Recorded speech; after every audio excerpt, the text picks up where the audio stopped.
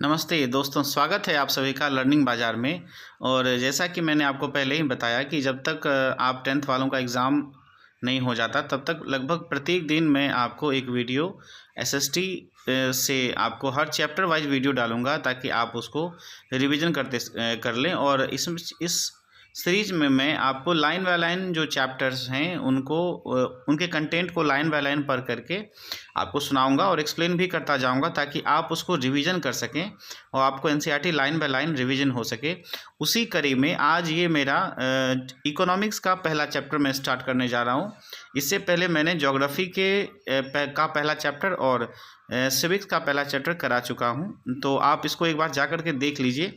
आपको इसमें बहुत ज़्यादा हेल्प मिलने वाला है इस वीडियोज़ को देखने से, क्योंकि इस वीडियो के माध्यम से मैं पूरी एनसीईआरटी को लाइन बाय लाइन आपके सामने बताऊंगा, उसको पढ़ता चला जाऊंगा, साथ ही साथ उसको एक्सप्लेन भी करता चला जाऊंगा ताकि आप कभी भी आपको टाइम मिले तो आप उसको रिवीजन कर सकते हैं, आप उसको सुन सकते हैं। तो इनसे आपको एनसीईआरटी की चीज़ों को आसानी से समझ आ जाएगी और एग्ज़ाम में ये आपके लिए काफ़ी हेल्पफुल रहने वाला है। साथियों, आज जो हम लोग चैप्टर डिस्कस करने जा रहे हैं वो चैप्टर हमारा इकोनॉमिक्स का रहने वाला है। और आप ये इकोनॉमिक्स का हम लोग आज डेवलपमेंट चैप्टर को पढ़ेंगे और उसको समझने की कोशिश करेंगे। ये काफ़ी इंपॉर्टेंट चैप्टर है और एग्ज़ाम पर्सपेक्टिव व्यू से इससे भी काफ़ी ज़्यादा क्वेश्चंस बनते हैं। तो चलिए साथियों, इस चैप्टर को हम लोग स्टार्ट करते हैं। सबसे पहले समझते हैं कि डेवलपमेंट होता क्या है। डेवलपमेंट अगर हम आसान भाषा में समझें तो डेवलपमेंट का मतलब होता है कि हम जिस सिचुएशन में रह रहे हैं, हमारी जो करेंट सिचुएशन है, अगर हम उससे बेहतर सिचुएशन बना पा रहे हैं या उसमें उस तरफ बढ़ रहे हैं तो ये कहा जाएगा कि ये डेवलपमेंट हो रहा है। फॉर एग्जांपल, अगर कोई व्यक्ति के पास साइकिल है या फिर वो अगर मान लीजिए बाइक से चल रहा है और उसकी जॉब लगी और उन्होंने अर्निंग स्टार्ट करी, फिर उन्होंने एक कार अपने लिए ले ली, फिर उन्होंने अपना एक घर खरीद लिया, और इस प्रकार से जब वो अपने सुख सुविधाओं के लिए अलग अलग चीज़ों को प्राप्त करता है तो हम कहेंगे कि वो डेवलपमेंट की तरफ प्रोपगेट हो रहा है, बढ़ रहा है। अगर हम बुक के लैंग्वेज को देखें तो यहाँ कह रहा है द आइडिया ऑफ डेवलपमेंट और progress has always been with us, है ना, कि आइडिया ऑफ डेवलपमेंट और प्रोग्रेस दोनों जो हैं साथ साथ चलने वाली चीज़ है। वी हैव एस्पिरेशंस और desires about what we would like to do and how would be like to live. हमें ये एक आशा आकांक्षा रहती है कि हम कैसे दिखें, क्या करें जो एक डेवलपमेंट के रिगार्डिंग हो। We have ideas about a country should be like, हमें ये भी आइडिया होता है, हम ये भी आइडिया लगाते हैं कि देश को कैसा होना चाहिए, है ना।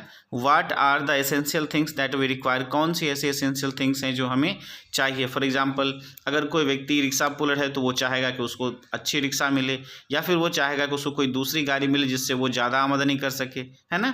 तो इस तरह से हर व्यक्ति का अपना एक डेवलपमेंट गोल होता है, अपने कुछ डिजायर्स होते हैं। Can life be better for all, क्या लाइफ हम सभी के लिए बेटर है। How should people live together, कैसे लोग एक साथ रहते हैं।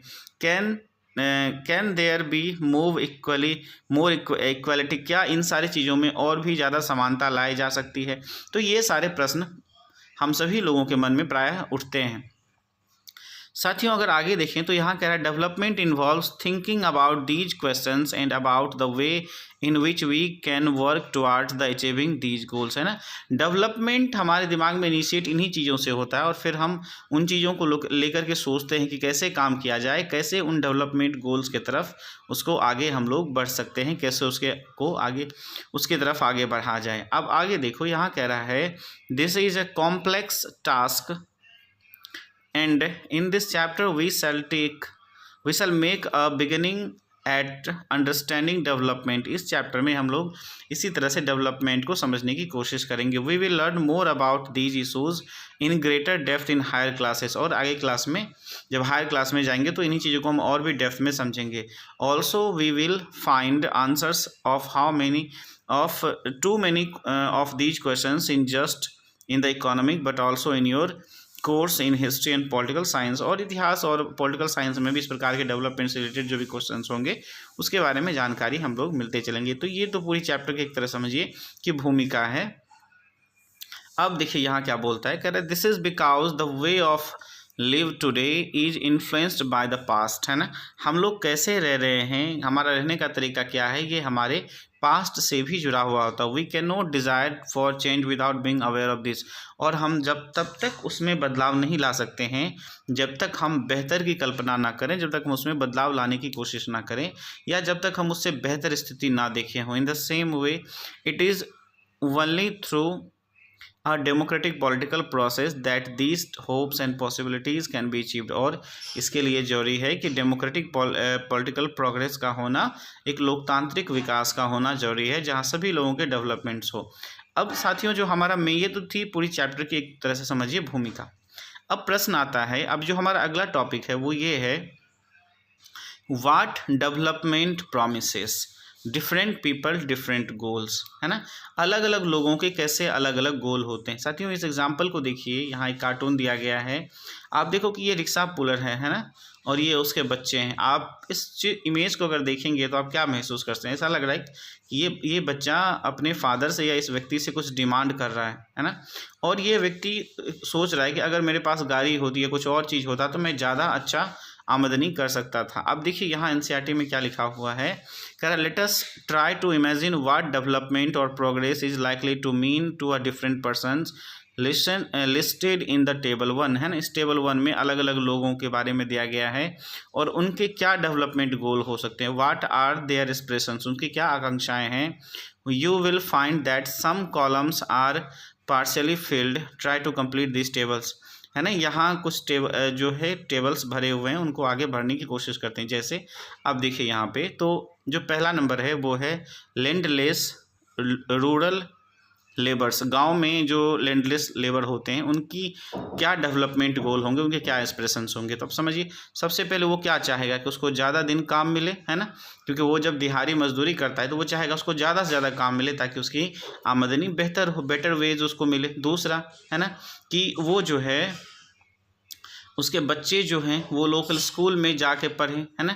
बच्चों के लिए अच्छा स्कूल अवेलेबल हो ताकि पढ़ाई अच्छी हो सके, है ना। उसके अलावा आप देखो कि जो सोसाइटी में उसके साथ डिस्क्रिमिनेशन होता है वो भी ख़त्म हो जाए और सोसाइटी में, गांव में लोग उनकी इज्जत करें, है ना। वो भी एक लीडर के तौर पे अपने गांव में सबके सामने आए, है नहीं, उसकी गांव में थोड़ी बहुत इज्जत बने।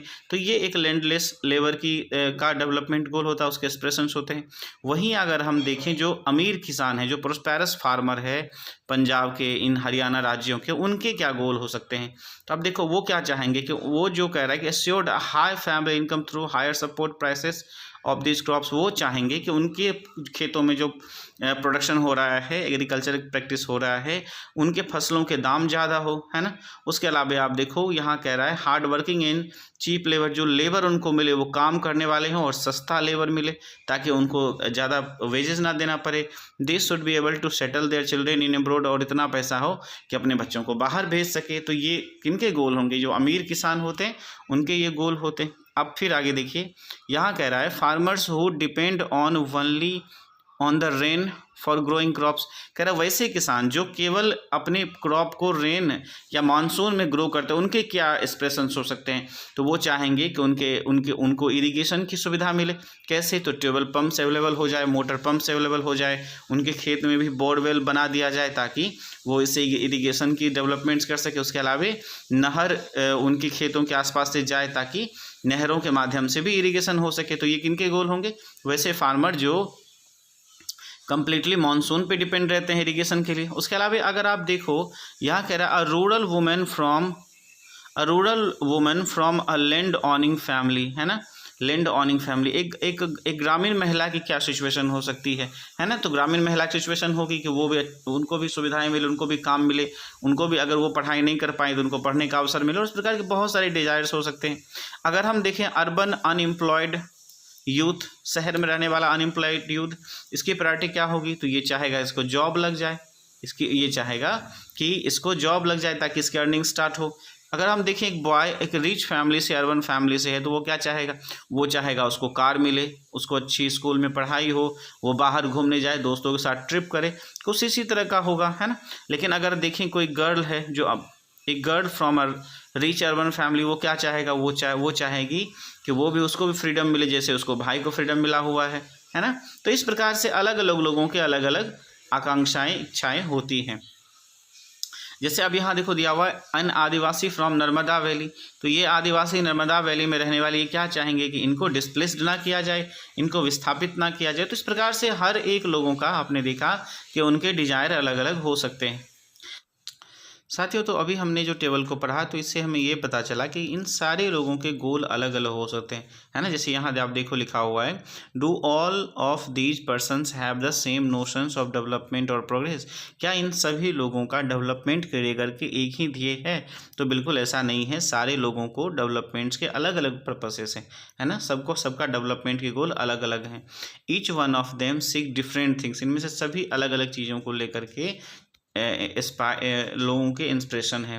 अब यहाँ आगे देखो they seek things that are most important for them. वो उन्हीं चीज़ों को ज़्यादा चाह रहे हैं जो उनके लिए काफ़ी इंपॉर्टेंट है। That is which can fulfil their aspirations और डिजायर, जो उनके डिजायर को फुलफिल कर सके। In fact at the time two persons और टू ग्रुप ऑफ पर्सनस में seek things which are conflicting. और इसी कारण कभी कभी ऐसा भी होता है कि दो लोग और दो समूहों का जो उद्देश्य होता है कभी कभी कॉन्फ्लिक्टिंग हो सकता है। जैसे अब देखिए कि एग्जाम्पल आएगा इसी चैप्टर में कि जब नर्मदा वैली के फॉर्मेशन की बात हुई, नर्मदा वैली में जो नर्मदा वैली में जो सरदार सरोवर बांध बनाने की बात हुई, तो इनसे बहुत सारे लोगों को बेनिफिट हुआ। लेकिन उसी समय में, उसी दौरान वहाँ के रहने वाले जो ट्राइबल पीपल थे उनको जब स्थापित किया गया तो उनके लिए ये एक चैलेंजिंग टास्क रहा। तो एक ही डेवलपमेंट गोल, कोई एक डेवलपमेंट गोल किसी एक के लिए बेनिफिशियल हो सकता है तो किसी दूसरे के लिए वो एक प्रॉब्लम क्रिएट कर सकता है। अ गर्ल, अब यहाँ आगे देखें तो यहाँ कह रहा है a girl expects as much freedom and opportunity as her brother and that he also shared in the household work. Her brother may not like this. Similarly, to get more electricity, industrial may wants more dams, but these may submerge the land and disrupt the life of the people who displaced. Such as tribals, they might resent this and may prefer small check dams and tanks to irrigate their land, है ना। जैसे मान लीजिए कि बिजली की ज़रूरत है तो डैम्स बनाने पड़ेंगे, और डैम्स बनाने के लिए बहुत सारे लोगों को विस्थापित करना पड़ेगा। तो एक तरफ तो सुविधाएं मिल रही और दूसरी तरफ उसी का उल्टा लोगों को दिक्कत भी होंगी जिनको विस्थापित किया जाएगा। So two things are quite clear. तो दो बातें यहाँ बिल्कुल समझ में आती है। That is one, different person can have different development गोल।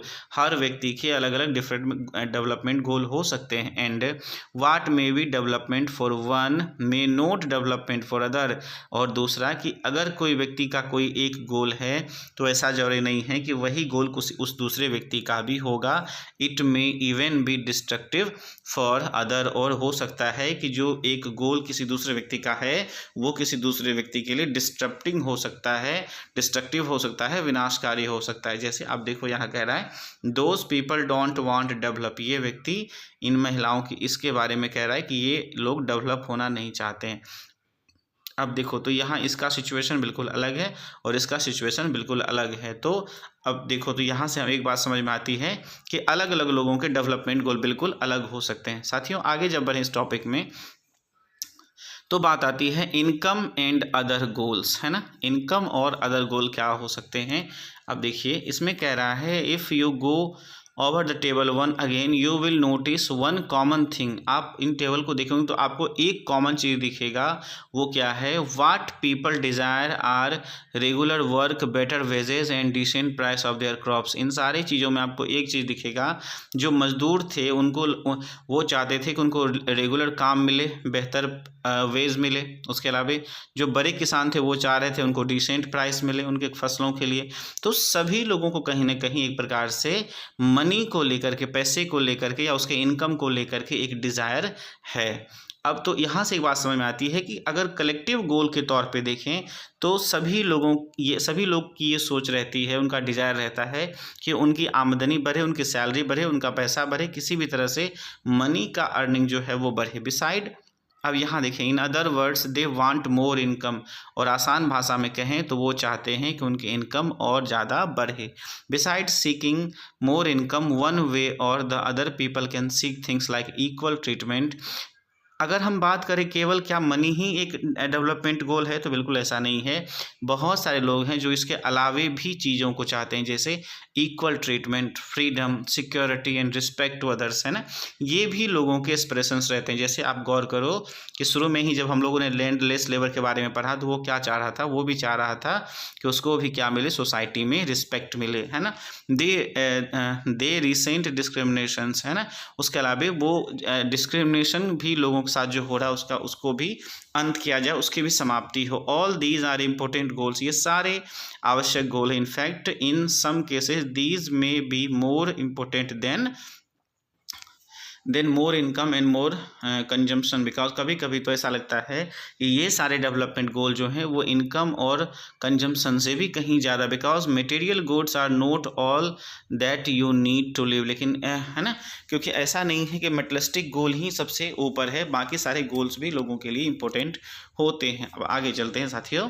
यहाँ कह रहा है मनी और material things that one can buy with it is one factor on which our life depend, but the quality of our life also depends on non material things। एक चीज़ तो ये हो गया कि पैसे या मटेरियलिस्टिक थिंग्स से हम लोग अपने जीवन को बेहतर बना सकते हैं, लेकिन क्वालिटी ऑफ लाइफ का क्या, but the quality of our life also depends on the non material things, लेकिन नॉन मटेरियल थिंग्स पे भी हमारी क्वालिटी डेवलप होती है। जैसे आप देखो यहाँ पे कह रहा है if it is not obvious to you then just think to the role of your friends in your life। अगर आपको ऐसा नहीं लग रहा तो केवल आप अपने जीवन में अपने दोस्त के बारे में सोचिए। You may desire that their friendship, आपको लगेगा कि हमें दोस्ती करनी चाहिए, अपने दोस्त के साथ रहना चाहिए। Similarly there are many things that are not easily measured but they mean a lot of our life. इस प्रकार से ऐसी बहुत सारी चीज़ें हैं जिन्हें हम अपने दैनिक जीवन में काउंट तो नहीं करते हैं, लेकिन उनका हमारे जीवन में काफ़ी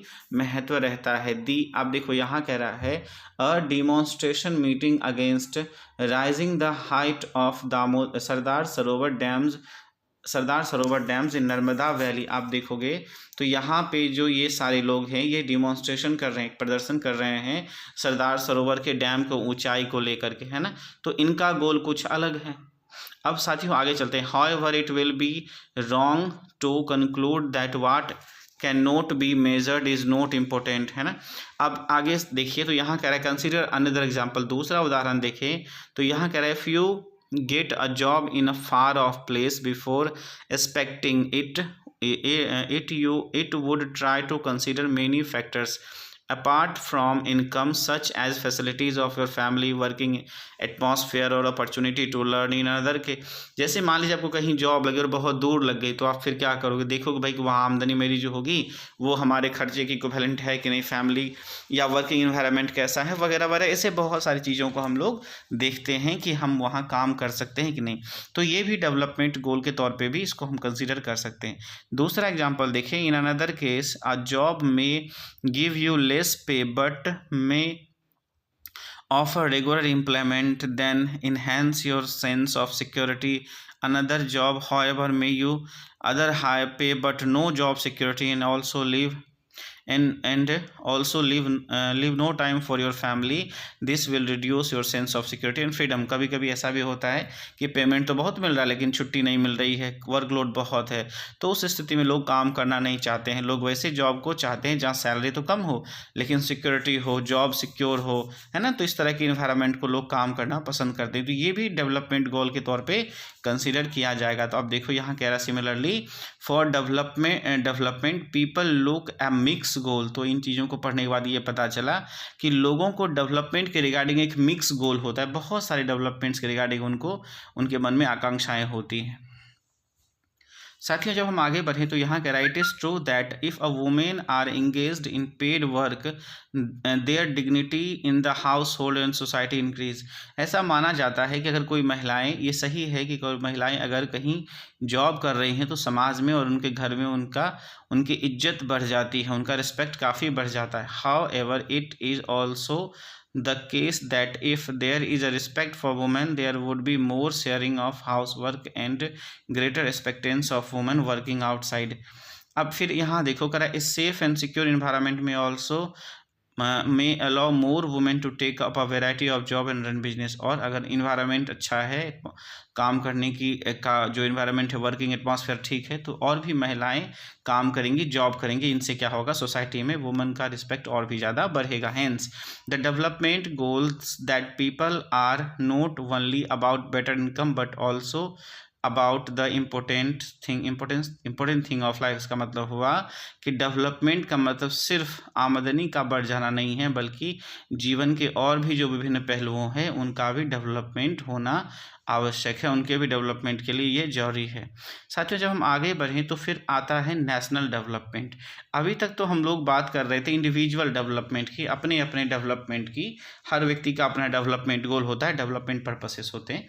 लेकिन जब बात आती है नेशन की तो फिर उसका क्या, तो अगला जो हमारा टॉपिक है वो यही है, नेशनल डेवलपमेंट, राष्ट्र विकास।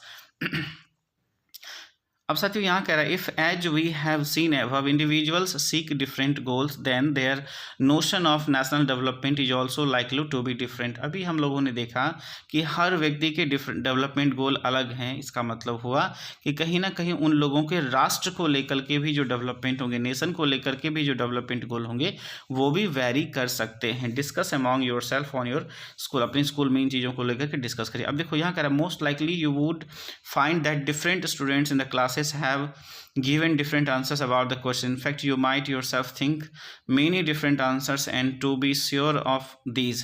अब यहाँ एक बात समझ में आती है कि अगर हम क्लास में चर्चा करें अपने फ्रेंड के साथ तो ये समझ में आती है कि हर बच्चे का एक अलग ही आंसर होता है नेशन के डेवलपमेंट के रिगार्डिंग, है ना। It is very important to keep in mind that different persons could have different as well as conflicting notions of countries development। तो इस डिस्कशन से एक बात तो समझ में आई कि हर व्यक्ति का अपना एक गोल होता है नेशन के डेवलपमेंट को लेकर के, और कभी कभी तो ये कॉन्फ्लिक्ट भी कर जाता है, कभी कभी ये एक दूसरे में टकराहट भी पैदा कर देता है। However, can all the ideas be considered equally important? क्या ये सभी आइडियाज़ इक्वली इम्पोर्टेंट हैं? क्या ये सभी आइडिया इक्वली इम्पोर्टेंट माने जा सकते हैं? तो ऐसा बिल्कुल नहीं है। और if there are conflicts how does it decide, अगर मान लीजिए कि कॉन्फ्लिक्ट होता है तो फिर उसको कैसे रिजॉल्व किया जाएगा, उसको कैसे सॉल्व किया जाएगा, ये कैसे जाना जाएगा कि कौन से डेवलपमेंट्स की प्रायोरिटी ज़्यादा है। What would a fair just path of all, तो ऐसा कौन सा रास्ता है जो सभी के लिए अच्छा हो। We have think whether there is a better way of doing things, would the idea benefit a large number of people or only a small group। national development means thinking about these questions, है ना। तो अब यहाँ से एक बात समझ में आती है कि नेशनल डेवलपमेंट की भी जब हम बात करते हैं तो भी सभी लोगों के डेवलपमेंट गोल्स अलग हो जाते हैं। साथियों यहाँ एक एक्टिविटी दी हुई है, उसको आप समझिए। Let us work these out, discuss the following situations, look at the picture of the on the right, what should be the development goals for such an area। इस एरिया के डेवलपमेंट गोल क्या हो सकते हैं, है ना। तो जैसा आप देखिए यहाँ पे एक बड़ी बिल्डिंग बनी हुई है और सामने बहुत सारी छोटी झोपड़ी बनी हुई है, तो इनके डेवलपमेंट गोल क्या सब हो सकते हैं। तो यहाँ एक आप देखो, यहाँ एक दिया हुआ है एक न्यूज़ आर्टिकल और उसके रिगार्डिंग कहा गया है। A vessel dumped 500 tons of liquid toxic wastage in the open area dumps in a city in the surrounding sea. These happened in the city called Abidjan in Ivory Coastal, a country of Africa।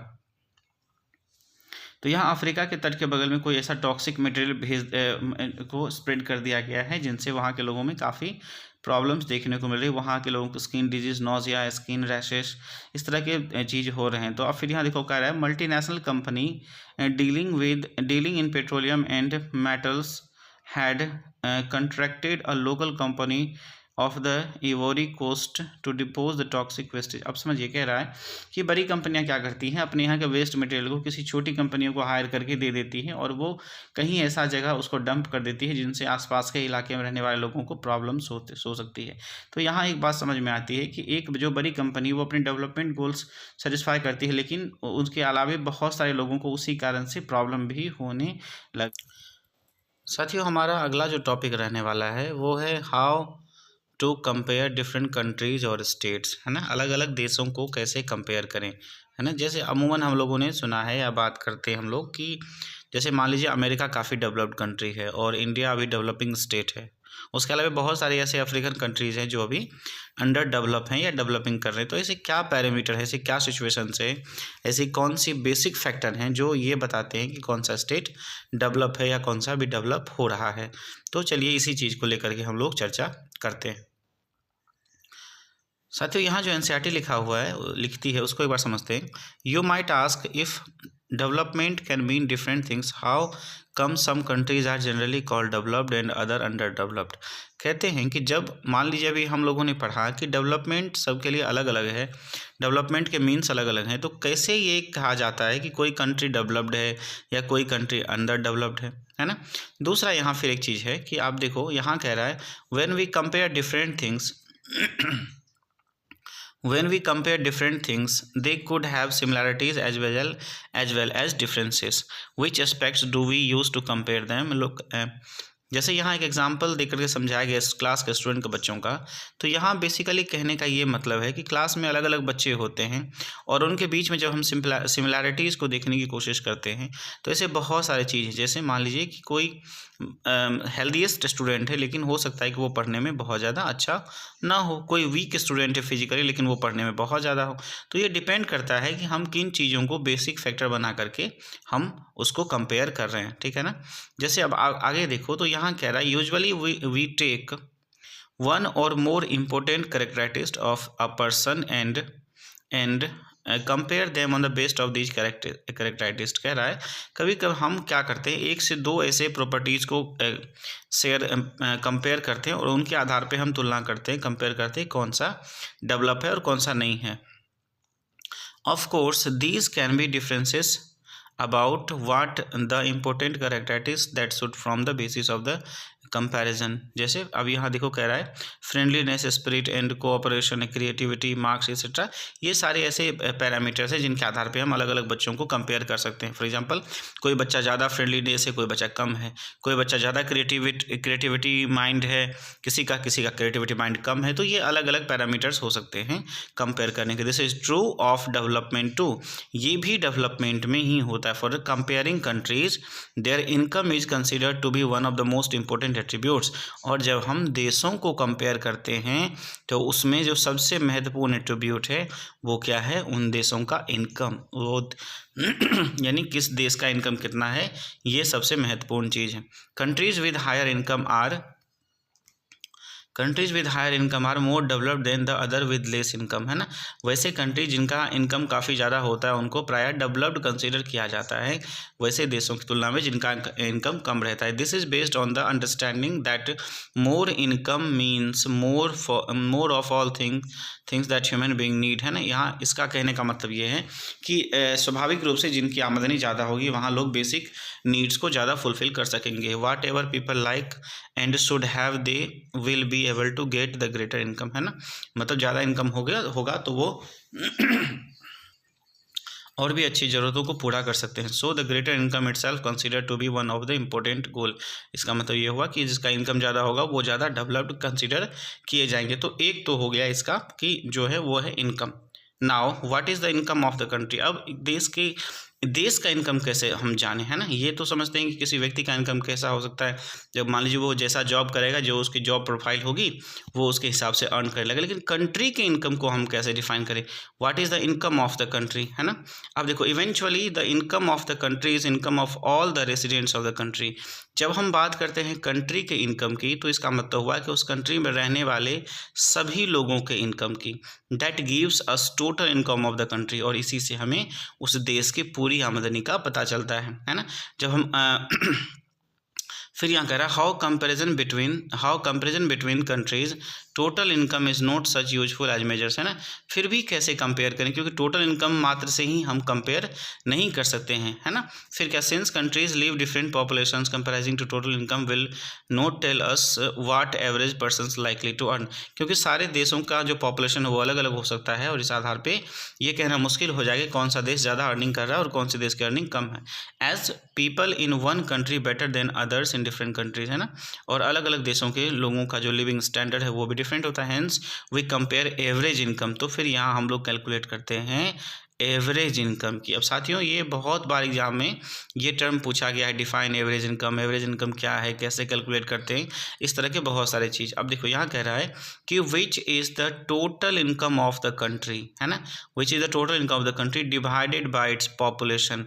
Average income क्या होता है, country total कितना earning कर रही है और उस country में कितने लोग हैं, वो कहलाता है उस कंट्री का एवरेज इनकम। साथियों इसी को हम लोग कहते हैं क्या, इसी को हम लोग कहते हैं पर कैपिटा इनकम। इसी को क्या कहते हैं, per capita income. Per capita income means the total earning in country by the number of people in the country, यानी total income upon number of people या total population, that is per capita income और average income.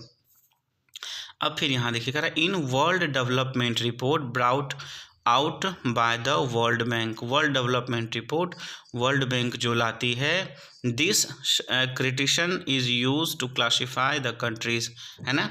अब world bank जो world development report जारी करती है उसके आधार पे यहाँ कहा गया क्या, तो countries with per capita income is, यहाँ पे कह रहा है कि अगर 63,400 पर एनम US डॉलर अगर है तो फिर 2023 के डेटा के अकॉर्डिंग तो वो कहलाएगा हाई इनकम और रिच कंट्रीज, है ना। तो वो उस कंट्रीज़ को कहेंगे कि इन कंट्रीज़ का इनकम हाई है और कैसी कंट्री है, ये रिच कंट्री है ना। And those with per capita income about 24 US dollar और less called low income country. और वैसे कंट्री जिनका इनकम 2,400 US डॉलर से कम है ना, तो उस कंट्रीज़ को हम कहेंगे कि ये लो इनकम कंट्रीज़ हैं, ठीक। India comes under the category of low middle income category. Bharat जो है वो लो मिडिल इनकम कंट्री के श्रेणी में आता, बिकॉज इट्स पर capita income in 2023 was just about 10,030 US dollar per annum. यानी भारत का जो पर कैपिटा इनकम है वो लगभग आप देख लो 10,300 पर US डॉलर पर एनम है। अब यहाँ कह रहा है the rich country excluding countries of Middle East, certain small countries are generally called developed countries, है ना। तो अब कुछ ऐसे भी कंट्रीज हैं जो छोटे हैं लेकिन काफ़ी डेवलप कहलाते हैं। अब यहाँ एवरेज इनकम को लेकर के कुछ बात कही गई है, अब देखिए ध्यान से। तो वहाँ उसी के रिगार्डिंग एक्टिविटी दी गई है आपको ये एवरेज इनकम करने की बात। यहाँ एक चीज़ और कहा गया, आप समझिए कैसे एवरेज इनकम को इम्पैक्ट करता है वहाँ का पॉपुलेशन। अब देखो यहाँ पे, यहाँ 4 टेबल्स लगे हुए हैं, 4 चेयर्स लगे हुए हैं और इन चेयर पे 1 2 3 4 5 लोग बैठे हुए हैं। तो निश्चित रूप से इन 5 लोगों को बैठने में दिक्कत हो रही होगी। इसका मतलब हुआ कि हमारे पास में रिसोर्स तो कम है लेकिन यूटिलाइजेशन करने वाला ज़्यादा है। इसका मतलब कि पर हेड या पर पर्सन जो अवेलेबिलिटी है रिसोर्स की, फॉर एग्जांपल यहाँ हम चेयर का एग्जांपल लेकर के समझ रहे हैं, तो वो कम हो जाएगी। लेकिन जब हम बात करें रिच कंट्रीज़ की तो वहाँ आप देखोगे यहाँ क्या होता है, हमारे पास में रिसोर्स ज़्यादा होते हैं और उनको यूटिलाइज़ करने वाला कम है। फॉर एग्जांपल यहाँ 4 चेयर है और उस पर एक ही व्यक्ति बैठा हुआ है, इसका मतलब इसके पास में भरपूर स्पेस है। और फिर यहाँ दिखाया गया है ये है पुअर कंट्री। तो इस तरह से एग्जांपल्स के थ्रू हम इन चीज़ों को समझ सकते हैं। साथियों जब हम आगे बढ़ें तो फिर आता है income and other criteria. Income के अलावे और भी कौन कौन से क्राइटेरिया हैं, तो चलिए समझते हैं इसको। When we looked at the individual aspirations and goals, we found that people not only think about the better income but also have goals such as security, respect for others and equal treatment, freedom etc. कह रहा है कि जब हम individual goals की बात करते हैं तो एक चीज़ समझ में आती है कि आमदनी यानी मनी तो है ही, इनकम तो है ही, लेकिन उसके अलावा भी कुछ चीज़ है। फॉर एग्जांपल जो सिक्योरिटी है, रिस्पेक्ट है, इक्वल ट्रीटमेंट है, फ्रीडम एक्सेट्रा, इन चीज़ों को भी गोल, जैसे आप समझिए कि शुरू में ही जैसे जो लैंडलेस लेबर थे उसका क्या एक पर्पस था, उसका ये भी पर्पस था कि सोसाइटी में उसको रिस्पेक्ट मिले। अब देखो यहाँ कह रहा है similarly when we think of a nation और region we may beside average income think other equality treatment. पर कह रहा है कि जब हम इसी चीज़ को नेशन लेवल पे समझते हैं तो फिर समझ में आता है कि जो केवल इनकम से काम चलने वाला नहीं है। अब देखो यहाँ एक एग्जांपल दिया गया है, यहाँ कह रहा है कि ये हरियाणा का पर कैपिटा इनकम है, ये केरला का पर कैपिटा इनकम है और ये बिहार का पर कैपिटा इनकम यहाँ पे दर्शाया गया। तो आप स्पष्ट रूप से देख रहे होंगे कि जो हरियाणा का पर कैपिटा इनकम है वो ज़्यादा है कंपेयर टू केरला और बिहार से। अब फिर यहाँ आगे देखिए, व्हेन कह रहा है यहाँ कह रहा है कि when could these attributes be, what could these attributes be, let us examine this thought example. यहाँ अब यहाँ एक चीज़ समझिए, अब उसी चीज़ को यहाँ बताने का कोशिश किया गया है। यहाँ देखो, per capita income of Haryana, Kerala and Bihar, actually these figures are per capita income, net state domestic per capita net state domestic product, current prices 2021-2022. Let us ignore what these complicated terms exactly mean. अब यहाँ से roughly we can take to be the per capita income of the state. We find that Haryana has the highest per capita income, and Bihar is the bottom of Bihar is at the bottom.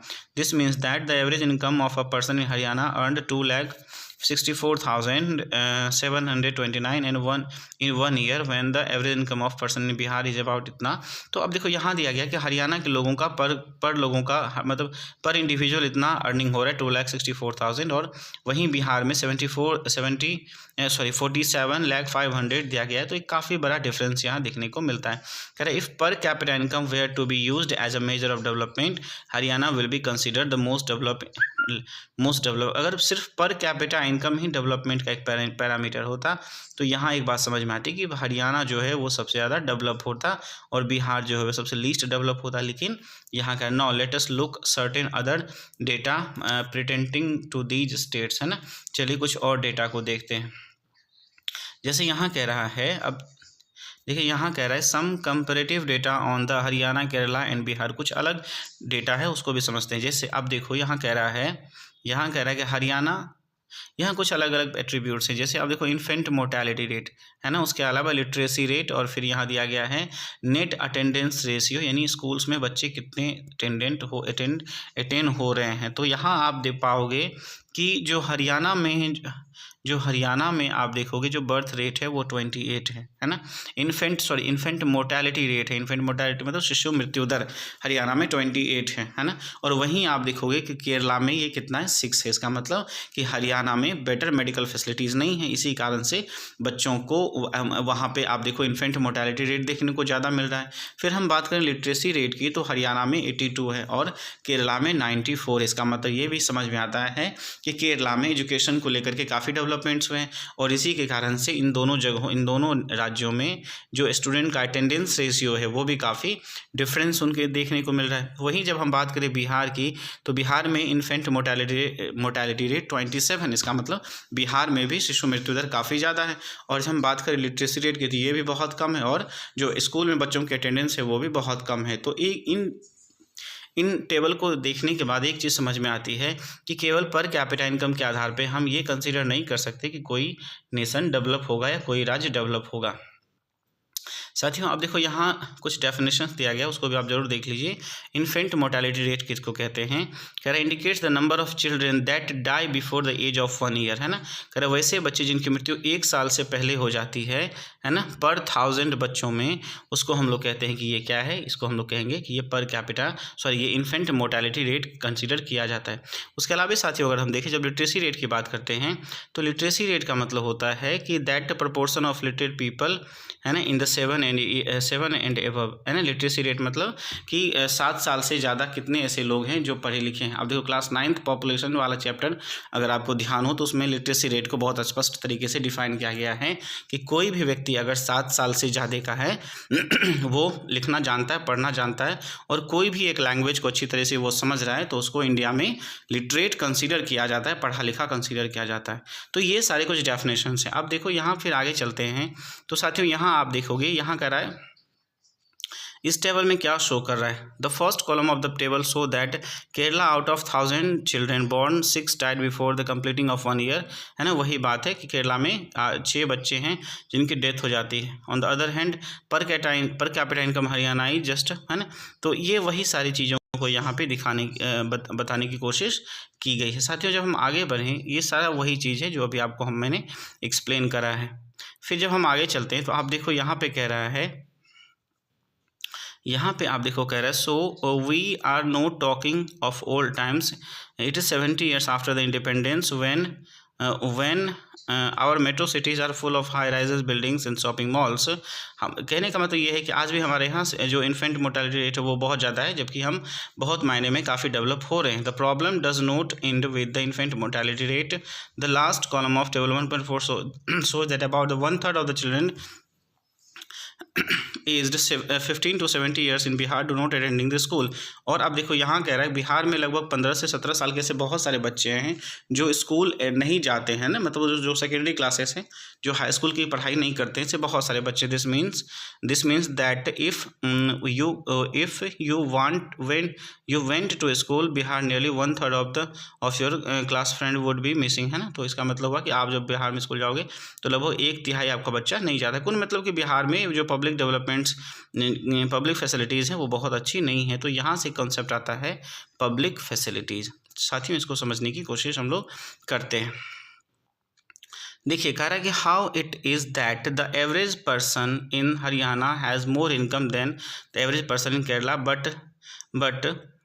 but lags behind the crucial areas. The reason है ना, the reason money in your pocket cannot buy all the goods and services as that development कह रहा है कि हरियाणा में इतने सारे पैसे वाले, इतना सारा उनके यहाँ पर कैपिटल इनकम इतना अच्छा है, फिर भी वहाँ पे बहुत सारी सुविधाएं नहीं। ऐसा क्यों? तो यहाँ एक बात कही गई है कि ये जरूरी नहीं कि हमारे पॉकेट में पैसा हो तो हम हर चीज़ों को खरीद ही सकते हैं, है ना, क्योंकि कुछ ऐसी चीज़ें हैं जो गवर्नमेंट इंश्योर करती है, तो वो बेसिक सुविधाएं अगर नहीं होंगी तो फिर प्रॉब्लम होती है सोसाइटी में। साथियों आगे अगर देखें तो यहाँ अगर so income by itself is not completely adequate to indicator of the material goods and services that citizen able to use. इसका मतलब ये हुआ कि केवल पैसे से ही हम इन सारे सुख सुविधाओं को, इन सारे बेसिक फैसिलिटीज़ को अवेलेबल नहीं कर सकते। For example normally your money can not buy a pollution free environment. इसका सीधे सा एग्जाम्पल यहाँ समझाने का कोशिश किया गया कि आप कितने भी पैसे वाले हैं, आपके पास कितना भी पैसा है, आप क्लीन इन्वायरमेंट इंश्योर नहीं कर सकते, वो गवर्नमेंट का काम है ना। अब फिर यहाँ देखो that you get unadulterated medicines unless you can afford the shift of to community that already has these things. Money cannot buy also able to protect from your infectious disease, है ना। अब केवल पैसे के बल पे हम बीमारियों को दूर नहीं कर सकते हैं, है ना। तो ऐसे बहुत सारी चीज़ हैं जो हमारे पास में पैसा तो है लेकिन फिर भी हम उन चीज़ों को अफोर्ड नहीं कर पाते हैं। तो इसका मतलब कुछ ऐसी बेसिक चीज़ें हैं जो गवर्नमेंट इंश्योर करती है, उसके द्वारा ही किया जाता है। Actually for many of the important things in the life the best way also to the cheapest way is to provide these goods and services collectively. Just think it will be cheaper to have collective security for the whole, है ना, क्योंकि बहुत सारी ऐसी चीज़ें हैं जिनको हम कलेक्टिवली अगर करते हैं तो फिर वो आसान पड़ता है। फॉर एग्जांपल अगर मान लीजिए यहाँ एक एग्जांपल दिया गया है कि अगर मान लीजिए हम एक सिक्योरिटी गार्ड को रखते हैं, तो अगर हम इंडिविजुअल बेसिस पे सिक्योरिटी गार्ड रखेंगे तो काफ़ी महंगा पड़ेगा। लेकिन अगर हम एक कम्युनिटी, एक हम कॉलोनी के लिए, एक सोसाइटी के लिए अगर हम सिक्योरिटी गार्ड हायर करते हैं तो वो काफ़ी ईजी पड़ता है। तो ये भी कलेक्टिव चीज़ों की यहाँ बात हो रही है। फिर आप देखो यहाँ कह रहा है, अब फिर हम आगे चलें तो यहाँ कह रहा है so you are actually able to study because the many of the children you want also want study and because many people believe that government should open schools to provide other facilities of all the children chance study. इसके लिए इसका मतलब ये हुआ कि अगर हम शिक्षा की बात करें तो गवर्नमेंट को ये होना चाहिए कि हम स्कूल्स खोलें, उनमें पढ़ाई की अच्छी व्यवस्था करें ताकि कम कीमत पे या आसानी से बच्चों को जो एजुकेशन अवेलेबल हो सके। तो ये ऐसी बेसिक सुविधाएं हैं जो गवर्नमेंट ही इंश्योर कर सकती है। उसके अलावा आप देखोगे तो यहाँ Kerala has the low infant mortality rate because it has adequate provisions of basic health and educational facilities. Kerala में जो इन्फेंट मोर्टेलिटी रेट है बहुत कम है क्योंकि यहाँ की मेडिकल फैसिलिटीज़ और जो एजुकेशनल फैसिलिटीज़ है वो काफ़ी बेहतर है बाकी अलग राज्यों से। उसके अलावा the public distribution system PDS functions well and health and nutritional status of the people such states are certainly like to be better, है ना। और उसके अलावा PDS का बेहतर काम करने के कारण यहाँ के लोगों का जो न्यूट्रिशनल स्टेटस है वो भी काफ़ी अच्छा है, लोग काफ़ी हेल्दी हैं। तो ये सारे प्रभाव पड़ते हैं किसी भी सोसाइटी को डेवलपमेंट को लेकर के। साथियों जब हम आगे बढ़ें तो फिर यहाँ एक चीज़ और आता है। अब देखो यहाँ कह रहा था educational achievement of rural population of Uttar Pradesh, और यहाँ उत्तर प्रदेश को का भी डेटा दिखाया गया है। जैसे अब देखो literacy rate of rural area में 76 मेल का और फीमेल का 54। उसके अलावा जब हम रूरल एरियाज में 10 से 14 साल के बच्चों की बात करें तो 90% और 87%। वहीं जब हम बात करें children aged 10 to 14 school going जो होगा वो 85 to 82% है। तो यहाँ पे आप देखो वेरिएशंस दिख रहे हैं इनके डेटा में।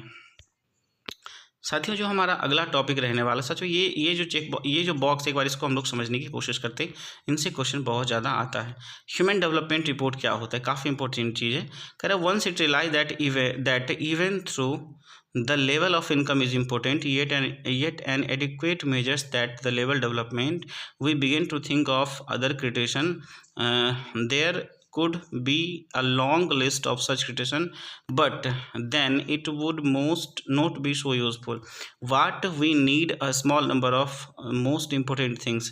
For example, आप देखो यहाँ health and education indicators such as the one we used as compare of Kerala and Haryana. कह रहा है यूज करने कंपेयर करने के लिए जैसे बहुत सारी चीज़ें जिनको हम कंपेयर कर सकते हैं, लेकिन जो बेसिक चीज़ें हैं फॉर एग्जांपल हेल्थ और एजुकेशन, ये ऐसे दो चीज़ हैं जिनसे हम कंपेयर कर सकते हैं डेवलपमेंट के गोल को। Over the past decades so the health and education indicators have come to be widely use among the income as measures of the development. अब यहाँ फिर कह रहा for instance human development report published by UNDP. अब सीधा सा यहाँ एक लाइन लिखा हुआ है, human development report published by UNDP. एकदम क्वेश्चन आता है यहाँ से कि who published the human development report, है ना, सीधा सीधा क्वेश्चन बनता है यहाँ से। फिर आप देखो compare country on the based of educational level of the people, their health status and पर कैपिटा इनकम।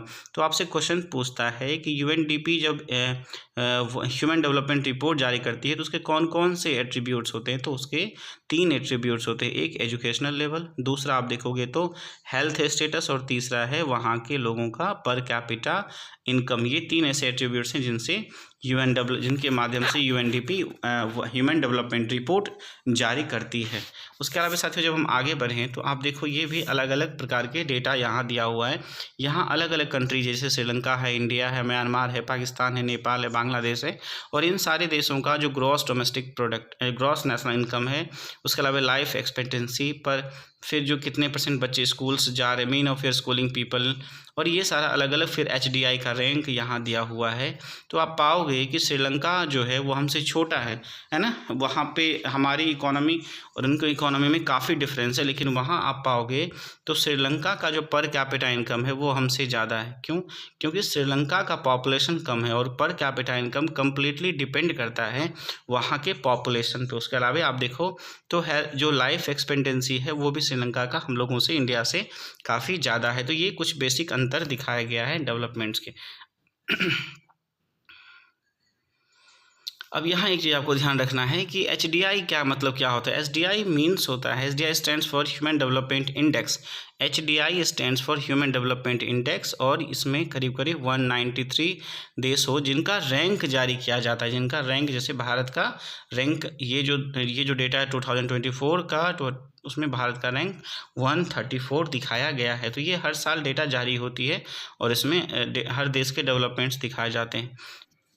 साथियों उसके बाद अगर हम देखें तो यहाँ कह रहा है, it is surprising that small country in our neighbourhood Sri Lanka is much ahead of India in every aspect of life, and a big country like ours has a low rank in the world table.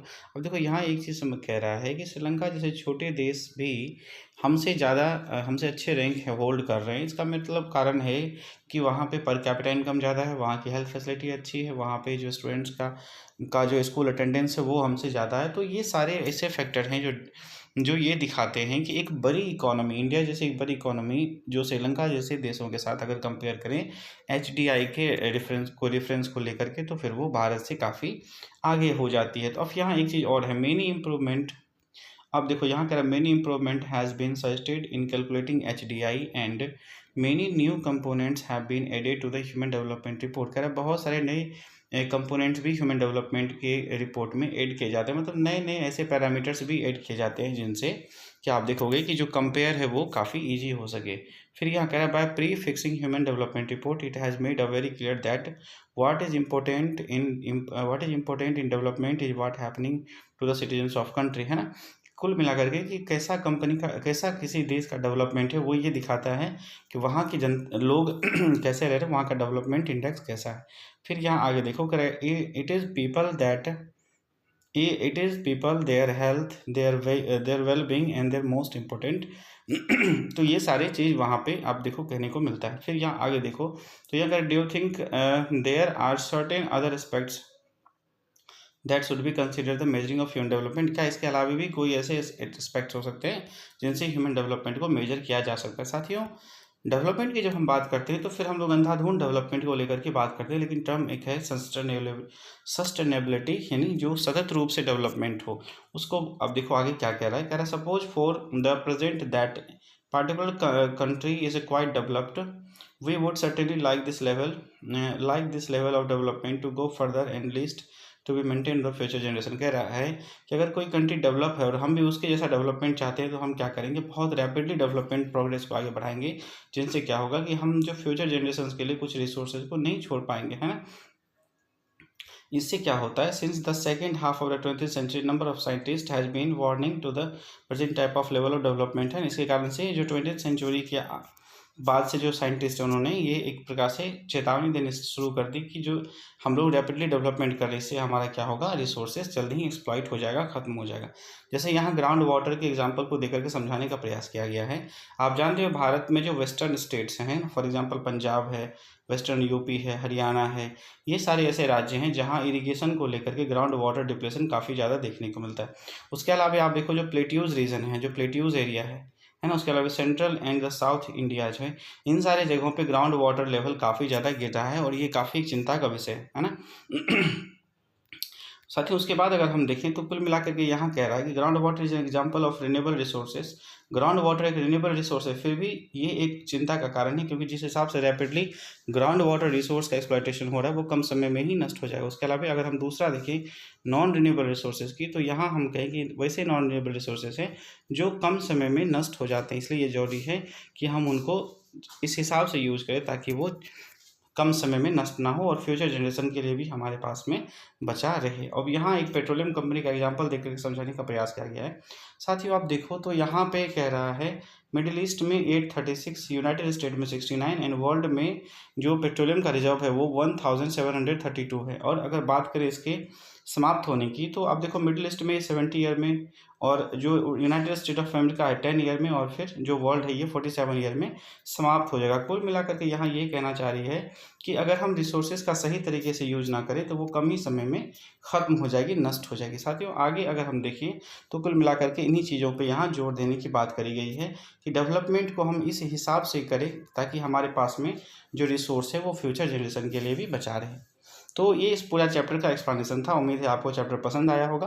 अगर पसंद आया तो video को like करिए, subscribe करिए, अपने दोस्तों को भी शेयर करिए, और अगली क्लास में मिलते हैं जहां हम लोग हिस्ट्री के पहला चैप्टर को डिस्कस करेंगे जो कि नेशनलिज्म इन यूरोप है, उसको हम लोग डिस्कस करेंगे। आपका बहुत बहुत धन्यवाद।